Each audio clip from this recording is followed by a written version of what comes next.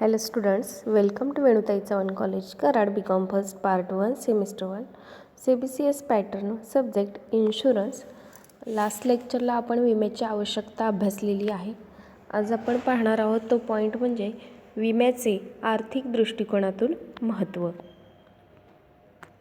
आता आर्थिक दृष्टिकोनातूनच महत्त्व आहे का, तर त्याचबरोबर वाणिज्यविषयक दृष्टिकोनातून सुद्धा आपल्याला महत्त्व आहे. म्हणजे सामान्य लोकांना असेल, पैशाचा विचार केला, व्यापारी वर्गाला विचार केला तर सगळ्यांना या विम्याचा फायदा होत असतो. प्रथमतः आपण विम्याचे आर्थिक दृष्टिकोनातून महत्त्व पाहूया.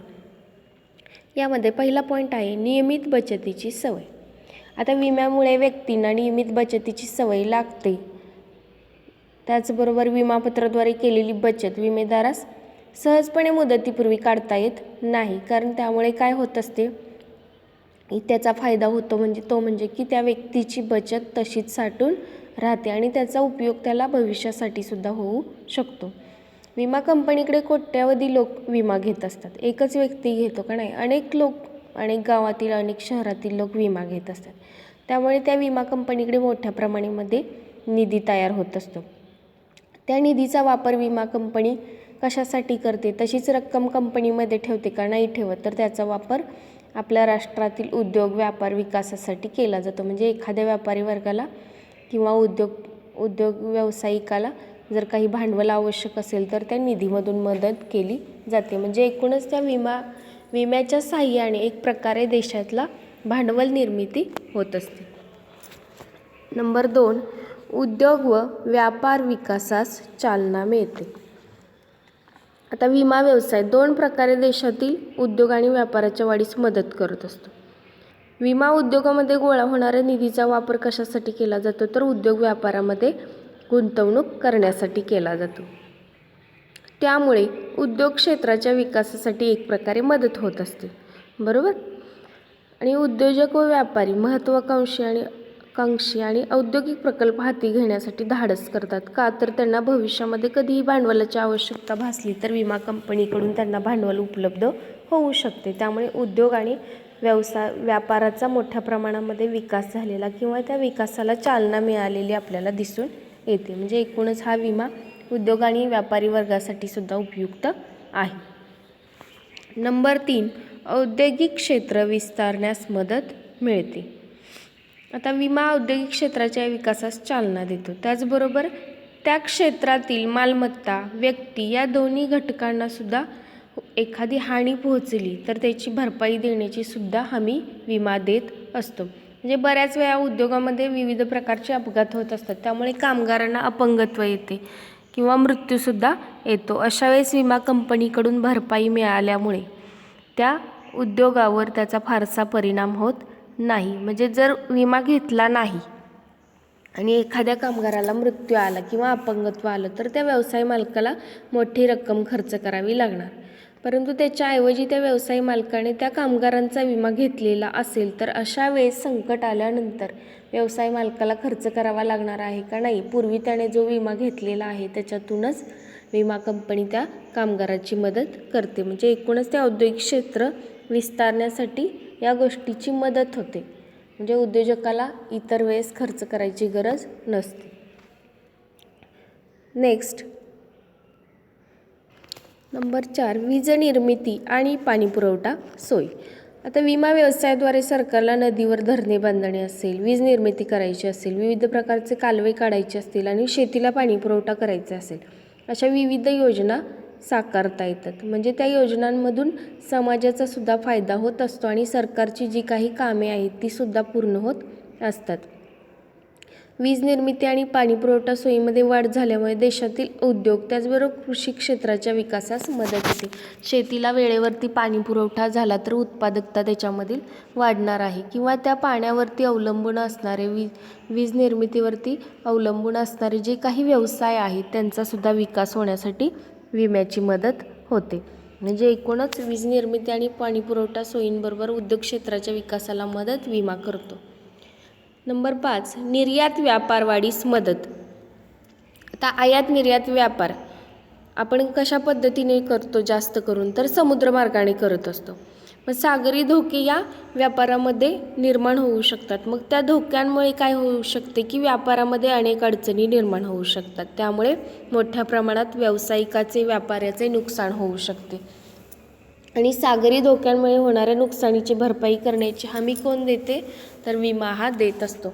त्यामुळे आयात निर्यात व्यापार करत असताना व्यापारी असेल, एखादी संस्था असेल तर ती काय करते? प्रथमतः आपल्या मालाचा विमा घेत असते. किंवा आपण ज्या जहाजाने मालाची आयात निर्यात करणार आहोत त्या जहाजाचा सुद्धा विमा त्या व्यवसाय मालकाने किंवा जहाज मालकाने घेतलेला असतो. त्याच्यामुळे आयात निर्यात व्यापारामध्ये कोणतेही संकट निर्माण झाले तरी घाबरण्याची गरज नसते. त्या ठिकाणी आपल्याला विमा संरक्षण मिळते, म्हणजेच नुकसान भरपाई भविष्यामध्ये मिळू शकते काही नुकसान पोहोचले तर. त्यामुळे निर्यात व्यापार वाढीमधील संकटांना आपण सामोरे जाऊ शकतो. नंबर 6, कृषी क्षेत्र विकासास मदत. आता भारतातील शेती ही निसर्गावर अवलंबून आहे, आपल्याला माहीतच आहे. आता शेतामध्ये पीक आले तरच नैसर्गिक आपत्तीमुळे शेतामध्ये पीक आले तरी त्याच्यावरती नैसर्गिक आपत्ती किंवा नैसर्गिक संकट येऊ शकते, हे आपण काही सांगू शकत नाही. अचानकपणे अतिवृष्टी झाली किंवा वादळ आले तर त्या पिकांची मोठ्या प्रमाणात नुकसानी होऊ शकते. परंतु जर शेतकरी वर्गाने पीक विमा योजनेचा फायदा घेतला असेल तर त्याच्या पिकाचं जरी नुकसान झालं भविष्यामध्ये अतिवृष्टीमुळे तरी त्याला भरपाई कुठून मिळणार आहे? तर विमा कंपनीकडून मिळणार आहे. त्यामुळे शेतकरी कोणत्याही प्रकारचे पीक घेण्यासाठी मागे सरकत नाही. तो धाडस करून आपल्या शेतामध्ये मोठ्या प्रमाणात उत्पादकता करण्यासाठी पेरणी करत असतो. म्हणजे जरी त्याच्या मनामध्ये भीती असली की आपल्या पिकाचं नुकसान होईल, या हवामानामध्ये आपण एवढं धाडस करतोय, मोठ्या प्रमाणात पेरणी करतोय, तर नुकसान आपल्याला सोसावे लागेल आणि ते शक्य आहे का याचा विचार करत असतानाच त्याच्यासमोर एक पीक विमा योजना ही विमा कंपनीने ठेवलेली आहे. त्यामुळे तो बिनधास्तपणे आपल्या शेतामध्ये मोठ्या प्रमाणात उत्पादकता करू शकतो. नंबर 7, व्यवसायात सातत्य राखण्यास मदत. आता उद्योग व व्यवसायामध्ये सातत्य राखण्याच्या दृष्टीने विम्याचा उपयोग हा होत असतो. अचानकपणे येणाऱ्या संकटांमुळे एखादा उद्योग असेल, व्यवसाय असेल तर त्याची बंद करण्याची वेळ येऊ शकते. म्हणजे उद्योजकाला तो व्यवसाय बंद करावा लागतो. परंतु विम्यामुळे नुकसान भरपाई मिळत असल्यामुळे विविध उद्योग असतील, व्यवसाय असतील ते पुन्हा उभे राहू शकतात. म्हणजे भले नुकसान झालं तरी वेळेवरती त्यांना भरपाई म्हणजे थोडक्यात आर्थिक मदत मिळाल्यामुळे त्या व्यावसायिकावरती फारसा परिणाम होत नाही. थोडा वेळ जातो पण परत तो पहिल्यासारखं उत्पादन करू शकतो. किंवा एखादा भागीदार असेल त्या व्यवसायामध्ये, त्याचा जरी मृत्यू झाला आणि त्याच्यामुळे व्यवसाय बंद पडण्याची शक्यता असेल आणि भागीदारांनी सुरुवातीलाच भागीदारांचा वैयक्तिक किंवा संयुक्त विमा घेतलेला असेल तर अशा वेळेस त्या भागीदाराचा हिस्सा देऊन, जो काही हिस्सा असेल तो त्याच्या वारसास देऊन व्यवसाय आहे तसा आपण ठेवू शकतो. परंतु त्याच्यासाठी त्यापूर्वी भागीदाराचा संयुक्त विमा घेणे आवश्यक आहे. नेक्स्ट, किंमत पातळीत स्थिरता. आता विम्यामुळे व्यवसाय, व्यापार आणि उद्योगाच्या कार्यामध्ये सातत्य राहून वस्तू आणि सेवांचा पुरवठा सतत करू शकतो. त्यामुळे किमतीमध्ये स्थिरता राहते. तर वस्तूच्या किमतीमधील विमा खर्चाचा भाग फारच कमी प्रमाणात असतो. त्यामुळे आणि तो जो काही विमा खर्चाचा भाग आहे तो ग्राहकास द्यावा लागतो. म्हणजे त्या किमतीमध्ये एक प्रकारे आकारणी केलेली असते विमा हप्त्याची सुद्धा. त्याचबरोबर आग असेल, चोरी असेल किंवा इतर कारणाने संपत्तीच्या होणाऱ्या नुकसानीचा बोजा उत्पादकांनी ग्राहकावरती लादला असता तर किमतीमध्ये मोठ्या प्रमाणात वाढ झाली असती.